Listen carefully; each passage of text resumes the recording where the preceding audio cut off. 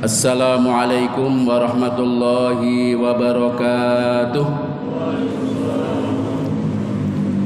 Bismillahirrahmanirrahim. Alhamdulillahi rabbil alamin. Wabihi nasta'inu ala umurid dunya waddin. Assalatu wassalamu ala ashrafil anbiya'i wal mursalin, Nabiyyina Muhammadin wa ala alihi wa sahbihi ajma'in, amma ba'd. Fayaqulu Allah tabaraka wa ta'ala fil Qur'anil Karim, a'udzu billahi minasy syaithanir rajim. Al-yawma akmaltu lakum dinakum wa atmamtu 'alaikum ni'mati wa raditu lakumul Islam madina. Al-yawma, pada saat ini, akmaltu, aku Allah telah menyempurnakan, lakum, terhadap kalian semua, dinakum, agama kalian, wa atmamtu alaikum ni'mati, dan aku pulalah yang telah menyempurnakan nikmatku untukmu, wa raditu lakum al-islama dina, dan aku pula telah ridho, telah menyetujui, telah senang kepada kalian Islam sebagai agama. Shadaqallahul azim. Ayyuhal muslimun wa ayyatuhal muslimat, Jamaah Masjid Agung Al-Mujahidin wafaqakumullah. Sebagai upaya untuk meningkatkan kualitas jamaah, wabil khusus Jamaah Masjid Agung Al-Mujahidin, pengurus DKM Al-Mujahidin telah menetapkan selama di bulan Ramadan ini pelaksanaan ibadah sholat tarawih dan sebelum sholat witir diadakan tausiah islamiyah singkat guna untuk meningkatkan ilmu, amal, ibadah, iman dan takwa jamaah.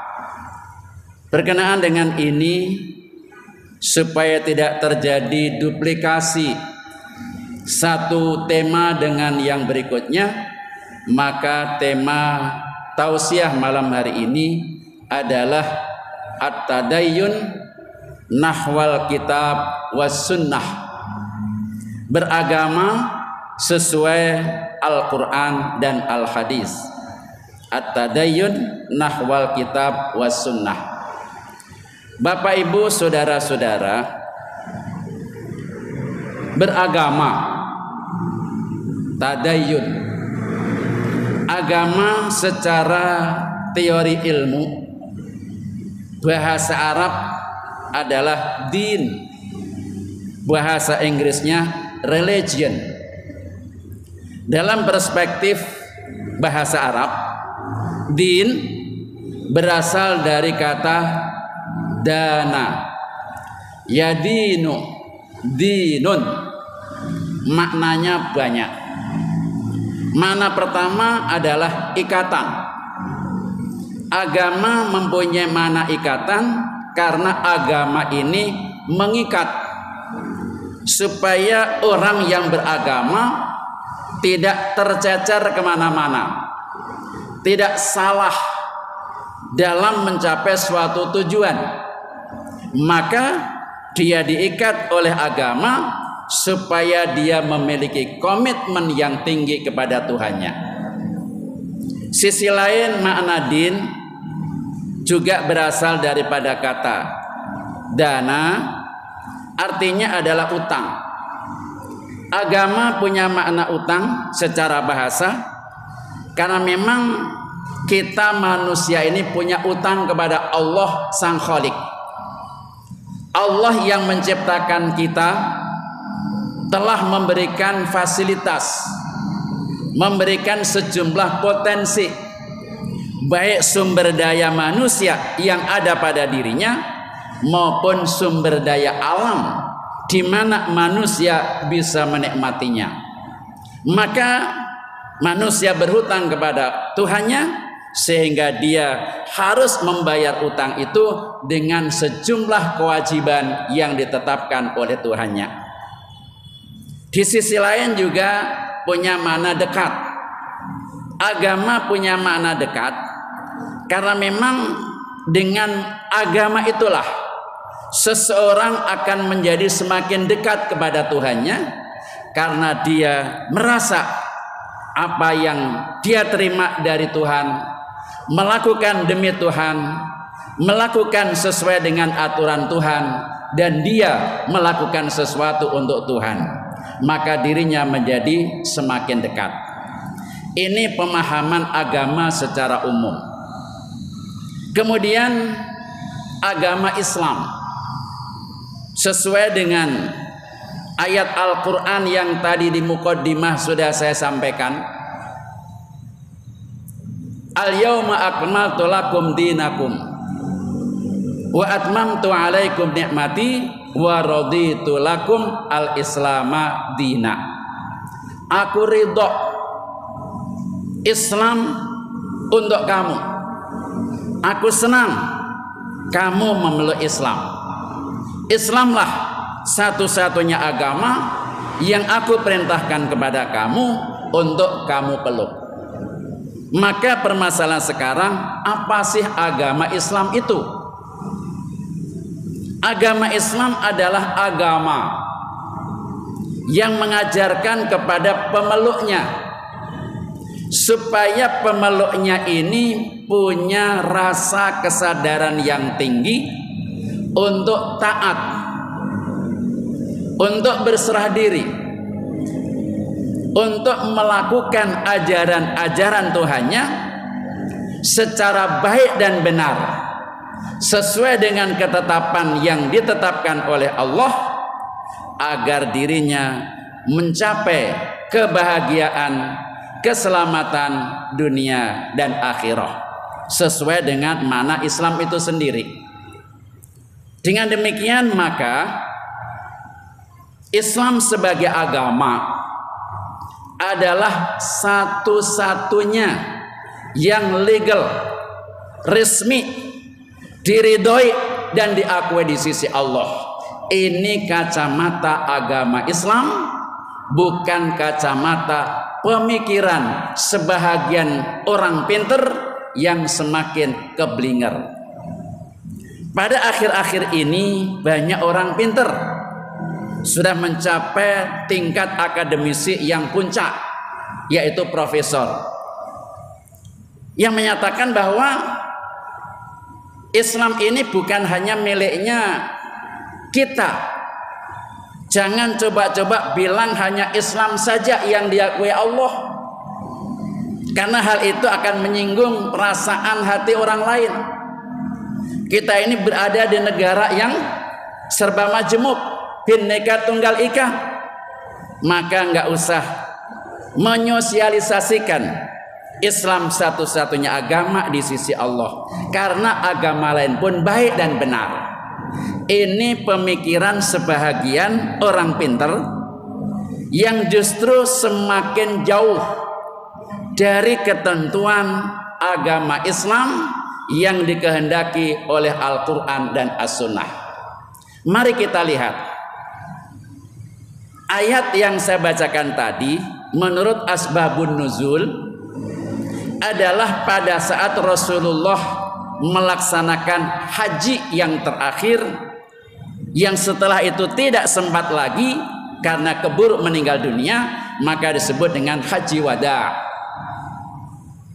Pada saat Rasulullah melaksanakan ibadah haji wada, maka ayat ini turun.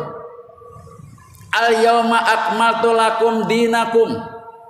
Pada saat inilah aku telah menyempurnakan agamamu untukmu. Maknanya adalah agama yang ada padamu saat ini sudah merupakan satu-satunya agama yang sempurna, tidak perlu lagi modifikasi, tidak perlu lagi inovasi, tidak perlu lagi kreativitas, karena sudah lengkap. Wa atmamtu alaikum nikmati, aku pun sudah menyempurnakan nikmatku untukmu yang ada di dalam ajaran agamamu itu. Maka wa raditu lakumul Islam madina, aku ridho Islam sebagai agama untukmu. Maka ayat ini menunjukkan bahwa kita semua umat Nabi Muhammad tanpa terkecuali, di negara manapun yang merasa orang Islam, mengklaim dirinya Muslim, umatnya Nabi Muhammad wajib hukumnya mengikuti agama Islam yang diajarkan oleh sosok Rasulnya yang bernama Muhammad ibnu Abdullah ibnu Abdul Muttalib. Bukan lagi masanya nabi-nabi sebelumnya, walaupun nabi-nabi sebelumnya juga membawa nama Muslim, seperti halnya Nabiullah Ibrahim alaihissalam, wa ana awalul muslimin, wa ana minal muslimin. Iya, semua nabi-nabi dari Nabi Adam sampai dengan Nabi Muhammad ini mengajarkan agama untuk berserah diri kepada Allah. Muslim artinya berserah diri. Tetapi muslimnya para nabi sebelum Nabi Muhammad ini ada masa jangka waktu. Punya kitab suci dari Allah, iya, tetapi ada jangka waktu di mana para rasul sebelum Nabi Muhammad ini kitab suci dan ajaran agama hanya berlaku pada saat nabi dan rasul tersebut masih hidup. Maka ketika nabi dan rasul ini wafat, sebelum datang rasul berikutnya, namanya zaman fatrah, masa transisi. Nabi yang sebelumnya sudah wafat, belum diutus nabi yang baru, namanya fatrah. Pada masa fatrah ini banyak dispensasi yang diberikan oleh Allah. Maka ketika Nabiullah Isa alaihissalam dengan kitab Injilnya berakhir ketika Rasulullah diangkat sebagai Rasul. Dengan begitu kitab suci agama-agama sebelumnya, Nasrani, Protestan atau Katolik, Hindu atau Buddha, dalam kacamata Islam ini sudah expired. Dasar hukumnya jelas, innad dina indallahil Islam. Truly the religion in the sight of Allah is Islam. Bahasanya Pak Kiai Azhar Solih, bukan Soleh, Azhar Solih. Agama yang legal sesungguhnya dalam gramatika bahasa Arab, inna ini harfu taukid. Setiap informasi yang menggunakan huruf taukid, Allah memperlakukan kita sebagai audien tidak percaya. Ngomong kepada orang yang tidak percaya harus disertai dengan huruf taukid. Maka Allah katakan innad dina, bahwasanya agama yang legal di sisi Allah, yang diridhoi di sisi Allah hanyalah Islam atu-atunya. Bahasanya orang Pamulang, entuk-entuknya. Logikanya selain Islam, menurut kacamata agama Islam, no way. Sebab itu Allah mengancam orang Islam yang sudah aku berikan petunjuk memilih Islam, jangan macam-macam. Jangan pakai Islam abangan lah, jangan. Jangan pakai Islam garis keras lah, jangan. Jangan pakai Islam Nusantara lah, jangan. Karena kalau ada Islam yang kotak-kotak, malah dia mempersulit diri. Tetapi ketika dia bilang Islam, maka hadis sudah menyatakan Buniyal Islamu ala khamsin. Islam sebagai agama itu dibangun atas 5 dasar yang orang awam disebut dengan rukun Islam. Islam adalah agama yang didasarkan pada rukun Islam yang 5. Syahadati alla ilaha illallah wa anna muhammadar rasulullah. Berikrar syahadat tauhid dan juga berikrar syahadat rasul. Wa iqamis shalah, mendirikan sholat yang 5 waktu rutin harian, nggak bisa ditolak-tolak. Wa itaiz zakah, mengeluarkan zakat yang macam-macam. Ada zakat fitrah, ada zakat mal, ada zakat profesi, zakat bisnis, macam-macam. Wa saumi Ramadan, ada ibadah puasa Ramadan. Wa hajjil baiti man istata'a ilaihi sabila. Ini jelas Islam dibangun atas 5 dasar dan dikuatkan dengan rukun iman yang 6 itu. Jika demikian pemahamannya, maka tidak ada lagi pengembangan, inovasi, improvisasi dengan Islam yang macam-macam. Sebab itu Al-Quran sudah memberikan garis. Bagaimana garis yang ditegakkan oleh Islam? Kamu jangan macam-macam. Sorry ya, kata Allah, wa may yabtaghi ghairal islami dinan. Siapa saja yang menjadikan agama selain Islam, ketahuilah, camkanlah, renungkanlah, perhatikanlah, falai yuqbala minhu, maka agamanya tidak akan diterima, amalannya tidak akan diterima, peribadatannya tidak akan diterima, wa huwa fil akhirati minal khosirin. Nanti di akhirat jangan lupa dia termasuk orang yang merugi. Ini adalah punishment, sanksi, ancaman yang dalam kajian ilmu usul fikih mafhum aulawinya. Kalau kamu macam-macam bikin agama-agama lain, menyamakan agama lain dengan Islam, maka lo akan merugi. Dengan penjelasan ini artinya kita beragama Islam cukup dengan satu nama, yaitu Islam, mengikuti ajaran Al-Quran, mengikuti ajaran Nabi, dan jangan macam-macam ta'iyah. Bapak Ibu, pas 15 menit sesuai dengan waktu yang diberikan. Mudah-mudahan bermanfaat dan kita tetap istiqomah menjadi orang Islam, beragama Islam sesuai dengan ajaran Al-Quran dan As-Sunnah. Aqulu qawli hadha wa astaghfirullahal azim li wa lakum. Wassalamualaikum warahmatullahi wabarakatuh.